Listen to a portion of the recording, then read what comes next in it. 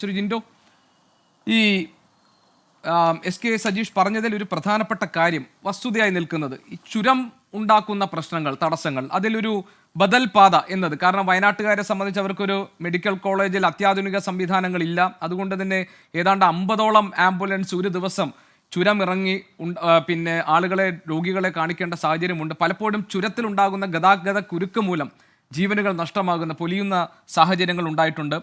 ചുരത്തിൽ എവിടെയെങ്കിലും മണ്ണിടിഞ്ഞു കഴിഞ്ഞാൽ വാഹനാപകടം ഉണ്ടായാലോ, മരം വീണാലോ, വാഹനം കേടായാലോ ഒക്കെ ചുരം കംപ്ലീറ്റ് ആയിട്ട് ബ്ലോക്ക് ആവുന്ന ഒരു സാഹചര്യമുണ്ട്. അപ്പോൾ വയനാടിനെ കോഴിക്കോടുമായി അല്ലെങ്കിൽ മറ്റു പ്രദേശങ്ങളുമായി ബന്ധിപ്പിക്കാനുള്ള ഒരു ബദൽ മാർഗം, ഒരു ബദൽ പാത എന്നത് വയനാട്ടുകാരുടെ എല്ലാ കാലത്തെയും ആവശ്യമാണ്. കേരളത്തെ സംബന്ധിച്ച് അടിയന്തരമായി പരിഗണിക്കേണ്ട ഒരു വിഷയമാണ്. അപ്പോൾ ഒരുപാട് ബദൽ നിർദ്ദേശങ്ങൾ, ഈ തുരങ്കപാതയ്ക്ക് ബദൽ നിർദ്ദേശം, ഇപ്പോൾ പടിഞ്ഞാറത്തറ പൂഴിത്തോട് റോഡ്, അതുപോലെ തന്നെ ചിപ്പിലത്തോട് ചുരം ബൈപ്പാസ്, വയനാട് റോപ്പ് വേ, ഇങ്ങനെ പലതരത്തിലുള്ള സാധ്യതകൾ നമ്മളുടെ മുന്നിലുണ്ടായിരുന്നു. അപ്പോൾ ഇതൊരു സ്വപ്ന പദ്ധതി എന്നാണ് എസ് കെ സജീഷ് പറഞ്ഞത്.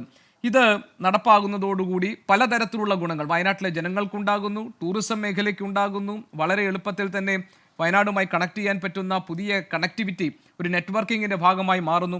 ഇങ്ങനെയൊക്കെയുള്ള ഉപയോഗം, ഗുണം ഇതിനുണ്ട്. അങ്ങനെയാണെങ്കിൽ ഈ പദ്ധതി എതിർക്കപ്പെടേണ്ടതുണ്ടോ? ഇപ്പോൾ പരിസ്ഥിതിയുമായി ബന്ധപ്പെട്ട ധാരാളം കാര്യങ്ങൾ പരിശോധിക്കപ്പെടേണ്ടതുണ്ട് എന്ന് പരിസ്ഥിതി ആഘാത സമിതിയുടെ യോഗത്തിൽ തീരുമാനിച്ചിട്ടുണ്ട്. അതിൽ 25 പ്രധാന വ്യവസ്ഥകളും മുന്നോട്ട് വെച്ചിട്ടുണ്ട്. ഈ കാര്യങ്ങൾ പരിഗണിച്ചുകൊണ്ട് ഈ പാത മുന്നോട്ട് പോകുന്നതിന് പ്രതിപക്ഷത്തിൽ എതിർപ്പുണ്ടോ?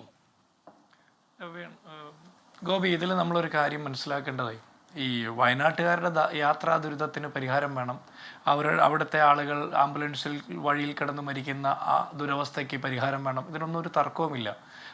അത്തരം കാര്യങ്ങൾ നമ്മൾ നാട് വികസിക്കുമ്പോൾ എല്ലാ വിഭാഗം ആളുകൾക്കും ആ വികസനത്തിൻ്റെ ഗുണങ്ങൾ കിട്ടേണ്ടതുമാണ്. അതിലൊരു തർക്കവുമില്ല. ഇവിടെയുള്ള തർക്കം എന്താ, ആ പ്രദേശത്തിൻ്റെ പ്രത്യേകത കൂടി, പാരിസ്ഥിതിക പ്രത്യേകത കൂടി നമ്മൾ പരിഗണിക്കേണ്ടതുണ്ടല്ലോ.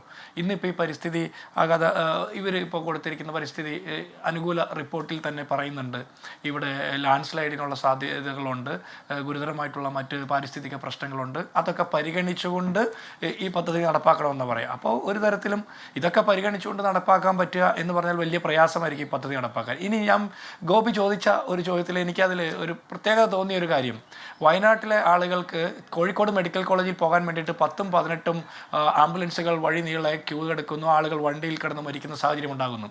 ഈ പ്രോജക്റ്റ് ഞാൻ മനസ്സിലാക്കുന്നിടത്തോളം 2000-ലധികം കോടി രൂപയുടെ പ്രോജക്റ്റാണ്. സജീഷ് പറഞ്ഞ പോലെ സ്വപ്ന പദ്ധതി. ഇതിൻ്റെ പകുതി പോലും വേണ്ടല്ലോ വയനാട്ടിലൊരു മെഡിക്കൽ കോളേജ് ഉണ്ടാക്കിയിട്ട് അവിടുത്തെ ആളുകൾക്കുള്ള ചികിത്സാ സൗകര്യം അവിടെ തന്നെ ഒരുക്കാൻ വേണ്ടിയിട്ട്. അപ്പോൾ അത് വേണ്ടല്ലോ. അപ്പോൾ നമ്മുടെ പദ്ധതികളൊക്കെ എത്രത്തോളം ദീർഘവീക്ഷണത്തോടെയുള്ളതാണ്, എത്രത്തോളം എല്ലാ വിഭാഗം ആളുകളെ ഉൾക്കൊള്ളുന്നതാണ്, പരിസ്ഥിതിയെ കൂടി ഉൾക്കൊണ്ടുകൊണ്ടാണോ എന്നൊക്കെ നമ്മൾ പരിശോധിക്കണം. വികസനം എന്ന് പറഞ്ഞാൽ ചുമ്മാ വെട്ടിക്കീറി നടത്തുന്നത് എല്ലാം വികസനമല്ല.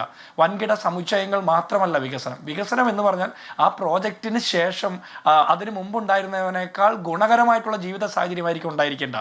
ഇപ്പോൾ മുണ്ടക്കൈ ചൂരൽമല ദുരന്തത്തിന് ശേഷം ഈ രാജ്യത്ത് തന്നെ ഏറ്റവും വലിയ മണ്ണിടിച്ചിലാണ് അല്ലെങ്കിൽ ലാൻഡ് സ്ലൈഡ് ആണെന്നൊക്കെ നമ്മൾ അവകാശപ്പെടുകയല്ലേ. നമ്മൾ കേന്ദ്ര ഗവൺമെന്റിന് മുമ്പിൽ അത് അവകാശപ്പെട്ടുകൊണ്ടിരിക്കുക. അപ്പോൾ നമുക്കതിനുള്ള പരിഗണന കേന്ദ്ര സർക്കാർ തരുന്നില്ല എന്ന് പറയുന്ന അതേ സാഹചര്യത്തിൽ തന്നെ അതിന് തൊട്ടടുത്തുള്ള സ്ഥലത്തു കൂടി ഭൂമിക്കടിയിലൂടെ തുരങ്കം കൊണ്ടുവരുമ്പോൾ ആ പ്രദേശത്തുള്ള ആളുകളുടെ, പരിസ്ഥിതി പ്രവർത്തകരുടെ, മുഴുവൻ ആളുകളുടെയും സങ്കടങ്ങൾ, പരാതികൾ നമ്മൾ പരിഗണിക്കേണ്ടതുണ്ടല്ലോ. അതിന് പകരം വികസന പദ്ധതികൾക്ക് തുരങ്കം വെക്കുന്നതാണ് എന്നൊക്കെ പറഞ്ഞാൽ വലിയ ബുദ്ധിമുട്ട് അതൊക്കെ സമ്മതിച്ചു കൊടുക്കാൻ. കേരളത്തിൽ ഒരുപാട് വികസന പദ്ധതികൾ വന്നിട്ടുണ്ട്. പക്ഷേ അതെല്ലാ വിഭാഗം ആളുകളെയും അഡ്രസ്സ് ചെയ്തുകൊണ്ട് തന്നെ ആയിരിക്കണം വരേണ്ടത്. ഇപ്പോൾ കുറച്ചു കാലം മുമ്പ് 2.5 ലക്ഷം കോടി രൂപയുടെ കേരയിൽ പദ്ധതിയുമായിട്ട് വന്ന് കുറേ ആളുകളുടെ അടുക്കളയിൽ കയറി മഞ്ഞക്കുറ്റിയിട്ട് നാട്ടുകാരെ മുഴുവൻ അടിച്ച് പോലീസ് സ്റ്റേഷനിൽ കൊണ്ടുപോയി ജയിലിലിട്ട് എന്തൊക്കെ ചെയ്തു. അവസാനം കേരയിൽ വരും കേട്ടോ എന്നുള്ള BGM ഇട്ടുള്ള മുഖ്യമന്ത്രിയുടെ പ്രസ്താവനയ്ക്ക് അപ്പുറം മറ്റെന്തെങ്കിലും നടന്നോ? അപ്പോൾ കേരളത്തിന് അനുഗുണമായിട്ടുള്ള വികസന പദ്ധതികൾ എന്താണെന്ന് കൂടി നമ്മൾ പരിശോധിക്കണം. നമ്മുടെ മന്ത്രിമാർ വിദേശ രാജ്യങ്ങളിൽ പോയി അവിടെയുള്ളത് അങ്ങനെ തന്നെ കൊണ്ടുവന്ന് കോപ്പി ചെയ്യുകയല്ല വേണ്ടത്. നമ്മുടെ കേരളത്തിൻ്റെ ഭൗമശാസ്ത്രപരമായിട്ടുള്ള പ്രത്യേകതകൾ, നമ്മുടെ പാരിസ്ഥിതിക പ്രത്യേകതകൾ, നമ്മുടെ സാമ്പത്തിക സാഹചര്യം, നമ്മുടെ സാമൂഹികമായിട്ടുള്ള സാഹചര്യങ്ങൾ, ഇതെല്ലാം പരിഗണിച്ചുകൊണ്ട് വേണം ഇത്തരം വികസന പദ്ധതികളെ കൊണ്ടുവരാൻ എന്നുള്ളതാണ് എൻ്റെ അഭിപ്രായം. പിന്നെ അതിൽ ഒരു കാര്യം കൂടി സൂചിപ്പിക്കാനുള്ളത്, ഈ ഞാൻ വീണ്ടും പറയുന്നു, മെഡിക്കൽ കോളേജ് കൊണ്ടുവരുന്നതിനേക്കാൾ വലിയ പ്രാധാന്യം ഇതിന് കൊടുക്കുന്നതിന് ഒരു ശരികേട് ഉണ്ടെന്ന് എനിക്ക് തോന്നുന്നു. മെഡിക്കൽ കോളേജ് ആണ് ജീവൻ രക്ഷിക്കാൻ വേണ്ടിയിട്ടാണെങ്കിൽ ആദ്യം വരേണ്ടത്. മാത്രമല്ല, വയനാട്ടിലേക്ക് തന്നെ 4-ലധികം ചുരങ്ങൾ ഇപ്പോൾ തന്നെയുണ്ട്. അതിലുള്ള റോഡുകൾ, ആ ചുരപാതകളൊക്കെ എത്രത്തോളം നന്നായിട്ടാണ് പ്രവർത്തിക്കുന്നത്, എത്രത്തോളം നന്നായിട്ടാണ് മെയിൻറ്റെയിൻ ചെയ്തു പോകുന്നത് എന്നുള്ളതൊക്കെ പരിശോധിക്കണം. ഇതെല്ലാം പരിശോധിച്ചിട്ട് വേണം ഈ സർക്കാരിൻ്റെ ഉദ്ദേശ ലക്ഷ്യങ്ങളെ നമ്മൾ കാണാനായിട്ട്. അപ്പോൾ ഈ പദ്ധതിയെ എതിർക്കുക എന്നുള്ളതല്ല, ഈ പദ്ധതി വരുമ്പോൾ ആ പ്രദേശത്തുള്ള പാരിസ്ഥിതികമായിട്ടുള്ള ബുദ്ധിമുട്ടുകൾ അതൊക്കെ പരിഗണിച്ച് പരിശോധിച്ച് വേണ്ടത്ര പഠനം നടത്തിയിട്ട് വേണം. കാരണം ഇത് ലോങ് ടേം പ്രോജക്റ്റാണ്. നമ്മൾ ഒരു വർഷം കഴിഞ്ഞ് അവസാനിപ്പിക്കുന്ന ഒരു പദ്ധതിയല്ലല്ലോ, ഇത് ലോങ് ടേം പ്രോജക്റ്റാണ്. അപ്പോൾ വയനാട് എന്ന് പറഞ്ഞ ഒരു ജില്ലയുടെ പ്രത്യേകത പരിഗണിച്ചുകൊണ്ട് ഇപ്പോൾ ഈ അടുത്ത കാലത്ത് ഈ പ്രോജക്റ്റ് കൊണ്ടുവരുന്നത് 2020 ഇവർ വിഭാവനം ചെയ്തത്. അന്നായിരുന്നു ഇവരുടെ സ്വപ്ന പദ്ധതി. ഇന്ന് മുണ്ടക്കൈ ചൂരൽമല ഭാഗത്ത് മണ്ണിടിച്ചിൽ പെട്ടുപോയ മനുഷ്യർക്ക് വീട് ഒരുക്കി കൊടുക്കാൻ പറ്റാത്ത ഒരു സർക്കാരാണ് കേരളം ഭരിക്കുന്നത്.